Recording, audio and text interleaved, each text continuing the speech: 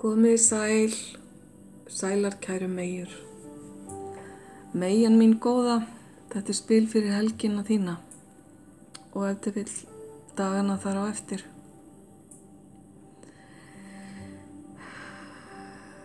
Það þung orka hérna að baki. Bati kemur hérna inn næstu daga. Það getur verið líkamlegur bati eftir einhvers konar veikindi eða slappleika. Það getur líka verið andlegur bati, það er að segja að hugurinn lyftist á aðeins hærri svið heldur en hefur verið undanfarið. Kæru meyjur, nýtið ykkur endilega þessa orku til að taka næstu skref fram á við. Þið sem hafi verið að glíma við þunga orku undanfarið, það mun létta til og það kemur inn núna helgina. Þið eru tilbúnar í hvað eina sem að er á leiðinni til ykkar. Þið, kæru meyjur, eruð afskaplega gjarnir á það að vera til staðar fyrir aðra og gleyma sjálfum ykkur. Hér er áminning það að hafa ykkur ofarlega á blaði næstu daga. Þannig getið þið líka verið betur til staðar fyrir aðra. Þetta helst allt í hendur. Bara ekki gleyma sjálfum ykkur. Gætið þess að fá nægan svefn. Þetta eru skilaboðin sem þið fáið inn í þessa helgi, kæru meyjur, hvort sem ykkur líka betur eða verr. Það er gríðarlegur styrkur hérna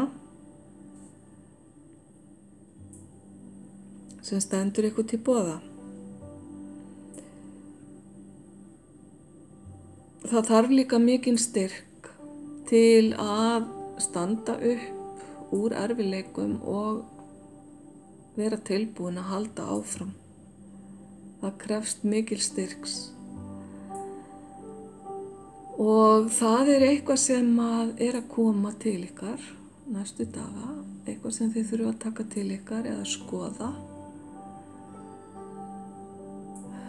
Það er þetta með að halda áfram þrátt fyrir erfiðleika og vera ekki sífellt að líta tilbaka og draga orku sína með því niður, heldur að horfa dálítið fram á veginn og þó það sé ef til vill brekka framundan, eins og sumir segja, þá munum þið komast yfir hana og þið munum ná að ljúka þessu ferli, hver sem ferlið ykkar er.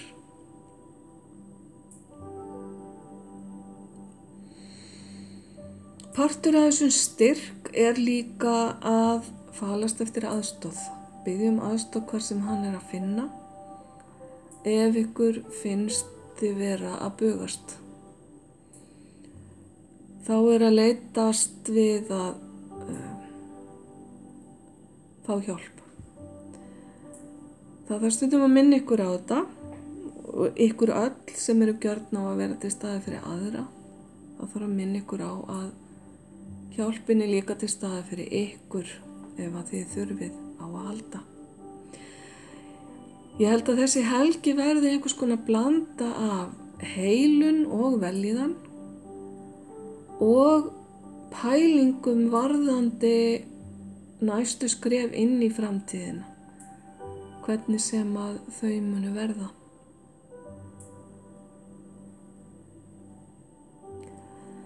Kæru meyjur, ég óska ykkur góðrar helgar, ljós og kærleikur.